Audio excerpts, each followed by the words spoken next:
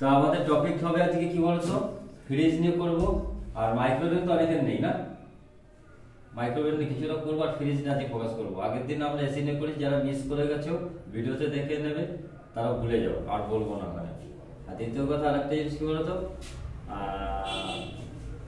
ক্লাসে অনেকে আসো না, আগের দিন তুমি আসো। আমি এসেছি। কি আসেন আগের দিন? আমি আসি। আসেনি না? ক্লাসে রোজ আসবা। এই কথা বলি যে টাইম এখন দাও, পরবর্তীতে টাইম দিতে হবে। একটা কথা আছে, আমরা একটা বাংলায় কথা বলে থাকি যে পেট মে দানা পানি রহিল তো রাত মে নীঁদ আসিল, আবার দানা পানি নাহিল তো রাত মে নীঁদ না আসিল। মানে হচ্ছে খাবার পেটে থাকলে ঘুম ভালো আসে, আর এই খাবারটা অর্জন করা মানে ইনকাম করার জন্যই পয়সা, তার জন্য তো আমরা সবকিছু চলছে।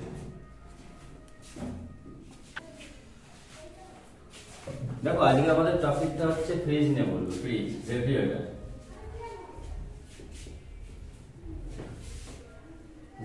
ফ্রিজ, ঠিক আছে, ফ্রিজ নিয়ে আমরা বলবো।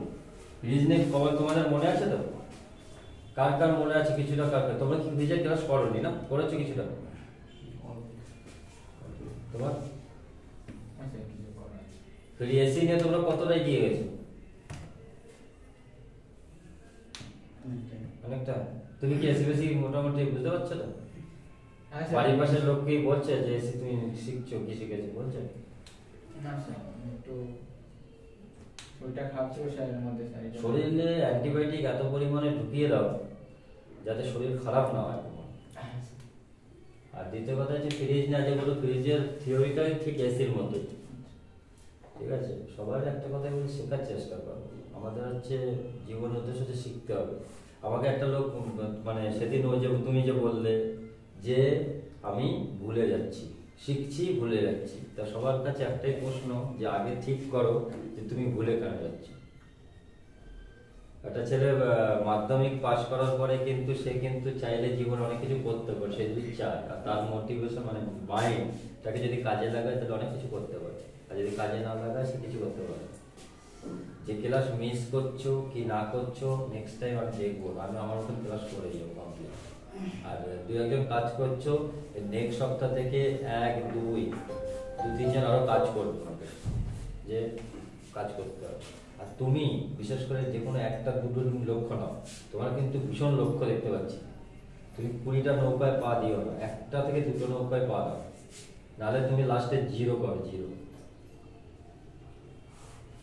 হ্যাঁ, সিরিয়াস হয়ে যাও যে আমি, তুমি একটা জিনিস দেখো জীবনে সব থেকে একটা জিনিস বেছে নাও যে আমি এটাই করবো। ফুচকা, আমি একদিন বলছিলাম ঝালমুড়ি যদি বেচো তাহলে ফুচকা, যদি বেচো তাহলে ফুচকা নিয়েই ভাবো, আর ঝালমুড়ি বেচে ঝালমুড়ি নিয়েই ভাবো। ঝালমুড়ি বেচে ফুচকা বেচবে, ওদিকে আছে রাজমিস্ত্রি কাজে যাবে, এই করবে ওই করবে, কোনোটাই হবে না। ইনকাম হবে কিন্তু লাস্টে যে একটা অ্যাচিভ করা যায় না। এই জন্য একটা কিছু করো যাতে তুমি করতে পারো। তোমাকে সবাইকেও তাই বলি যে একটা লাইন করছো, আপাতত তোমরা শিখছো, সেই লাইনটা করতে থাকো, করতে করতে এটাকে এমন ভাবে ধরো যাতে এইটাতে প্রফেশনাল হয়ে যাও। নাহলে তোমরা যে কজন কাজ করছো, যদি 15,000 20,000 ইনকাম করে থাকো, স্যালারি দেয়, এটা যদি তোমরা যদি ভালো করে শিখতে পারো কিংবা তুমি যদি ভালো কোনো কাজে লাগাতে পারো মাইন্ডটাকে, তাহলে তুমি তার থেকে বেশি ইনকাম করবে এবং পরিশ্রম কম। আমাদের ভারতবর্ষে সব থেকে বেশিরভাগ হচ্ছে কুসংস্কারে চলে, এই জন্য আমরা পিছিয়ে। আমাদের ভারতবর্ষে খুব কম। হ্যাঁ, এবার তুমি যদি বলো হ্যাঁ কেন, আমাদের দেশ থেকে তো এপিজে আব্দুল কালাম বেরিয়েছে, আমাদের দেশ থেকে তো অমুক বেরিয়েছে, আমাদের দেশ থেকে তো জিরো আমাদের দেশে আবিষ্কার হয়েছে, কিন্তু তুমি একটা জিনিস ভাবো আমাদের দেশই কেন পিছিয়ে তাহলে, তাই না? তার জন্য মানে সবাই মানে ঘরে পাতে ধরো যে আমরা মোটামুটি 100 জনের ভিতরে যেন 80 জন 70 জন একটা ভালো লেভেলে। আর ফিরিয়ে যাচ্ছে ম্যাক্সিমাম, আমি বলেছি বাড়িতে এখন প্রবলেম পাবে, একটাই প্রবলেম বেশি হচ্ছে, ফ্রিজে ডবল ডোর ফ্রিজ, উপরে ঠান্ডা হয় নিচে ঠান্ডা হয় না। আর একটা প্রবলেম বেশি পাবে, সেটা হচ্ছে কি হচ্ছে, উপরে ঠান্ডা হচ্ছে নিচেও ঠান্ডা হচ্ছে, কুল, নিচেও কুল, বাট এখানে ওয়াটার জল জল জল জল জল জল ভরে যাচ্ছে। কাস্টমার কমপ্লেন করছে যে আমার ফ্রিজ থেকে জল বেরিয়ে যাচ্ছে, মানে আমার ফ্রিজের নিচে যেখানে সবজি, এখানে কি থাকে সবজি ভেজিটেবল ট্রে থাকে, ওটা জল বেশি আসে।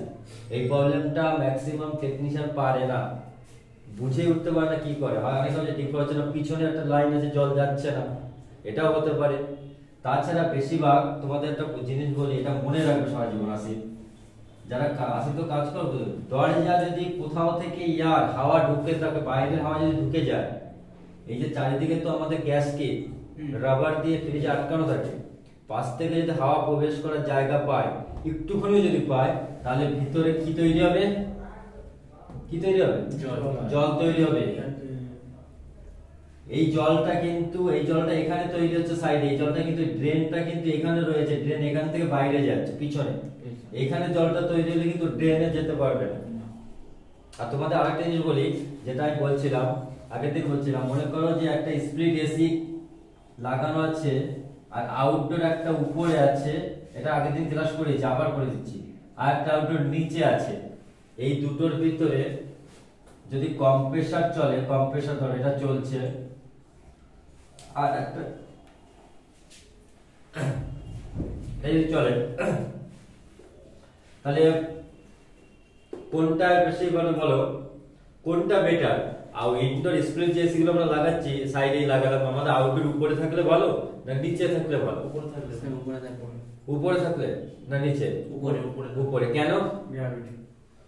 কম্প্রেসর যে প্রেসারটা দেয় সেটা দ্রুত, মানে আমাদের গ্র্যাভিটির টান পৃথিবীর নিচের দিকে, আমাদের গ্র্যাভিটি, আমাদের সবকিছু, মানে উপর থেকে যদি আমি একটা পেনের ঢাকনা ফেলে দিই, তো এটা উপরে যাবে না, এটা নিচে পড়ে, তাহলে সেটাকে কি বলা হয়?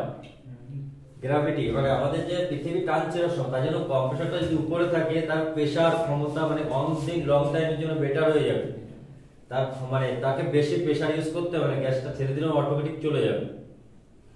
আর নিচের থেকে যদি থাকে, তার গ্র্যাভিটির বিপরীত যাচ্ছে, সেটা হচ্ছে উপরে যাচ্ছে, আর উপরে গেলে সেটা অসুবিধা হয়ে যাবে, কারেন্টটাও বেশি পড়বে। এই জন্য আউটডোর সবসময় উপরে লাগালে বেটার।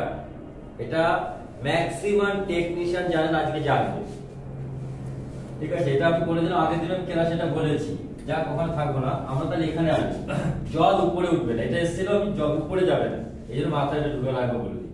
তাহলে এই জলটা বেরিয়ে কিন্তু এখান থেকে বেশিরভাগ পড়ে যায়।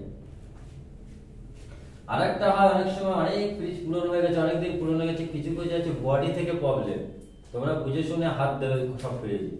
বডিতে কি আছে, ফ্রিজের ভিতরে কি থাকে, দুটো লোহার মাঝখানে থার্মোকল থাকে, স্পঞ্জ, ওটাও ড্যামেজ হয়ে যায় অনেক সময় দুই সাইডে, ওটা থেকে জল পড়তে পারে। কিন্তু ম্যাক্সিমাম যে রাবার গ্যাস্ট্রিক থেকে ফ্রিজ দরজা বন্ধ হতে অনেক জায়গায় ফাঁকা থাকলে সেখানে এয়ার ঢোকে, হাওয়া ঢোকে, হাওয়া ঢুকলে সেখানে ফ্রিজে জল তৈরি হয়ে যায়, আর জল তৈরি হলে এখান থেকে বেরিয়ে যায়। তাহলে আগের দিনে যে সবদিন আমি গিয়েছিলাম, ওটা তাহলে কি প্রবলেম হতে পারে? এবার তুমি এটা বললাম যে এখানে জল তৈরি হচ্ছে বলতে, এটা হতে পারে। আবার এখানে এটা কিন্তু ডিফ্রস্ট না হলে জল পড়তে পারে। ডিফ্রস্ট মানে কি হলো, বরফটা, এখানে যে বরফটা জমলো সেটা ভালো করে যদি ডিফ্রস্ট মানে হিটার না জ্বলে যদি না গলে, তাহলে এই জায়গায় যে ড্রেন লাইনে যে মুখটা আছে, জলটা পিছনে ব্যাকট্রেতে যায়, সেই জল যার জায়গাটা বন্ধ হয়ে যেতে পারে, পুরো অফ। তাহলে এখানে বন্ধ হয়ে যাবে, এখানে যদি জল ভরে তাহলে কোথাতে পড়বে? বাইরেতে পড়বে। আমি দুটোই বুঝিয়ে দিলাম, মাথা ঢুকেছে? এটা হচ্ছে কি প্রবলেম বলবে, অনেক সময় বলবে আর উপরে ঠান্ডা আছে নিচে ঠান্ডা আছে, কিন্তু আর ফ্রিজে জল বেরিয়ে যাচ্ছে সামনে থেকে।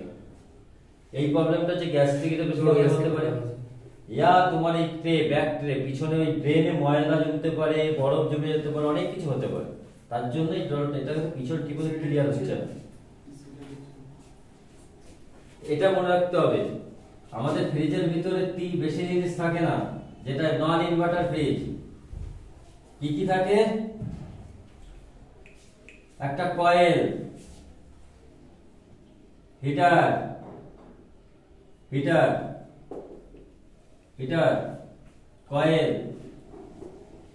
কয়েল, আর ফ্যান। ফ্যানটা আমরা কি কেন ইউজ করি?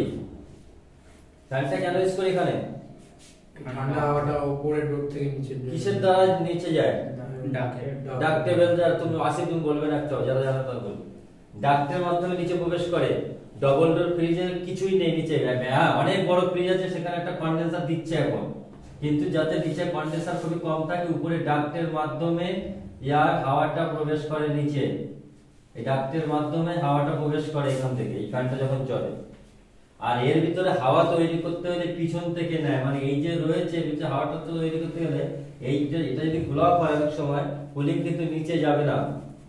এই পাইপ লাইন পিছনে যে ব্যাকটেরিয়া জলটা পড়ে সেটা যদি ব্লক হয়ে যায় নিচের জল কিন্তু কুলিং হবে না, কারণ হাওয়াটাকে সার্কেল করতে পারবে না। এই হাওয়াটা যদি এখানে না আসে এই হাওয়াটা কিন্তু আবার টানতে হবে, রিসাইকেল মানে ব্যাক টানতে হবে। এই জন্য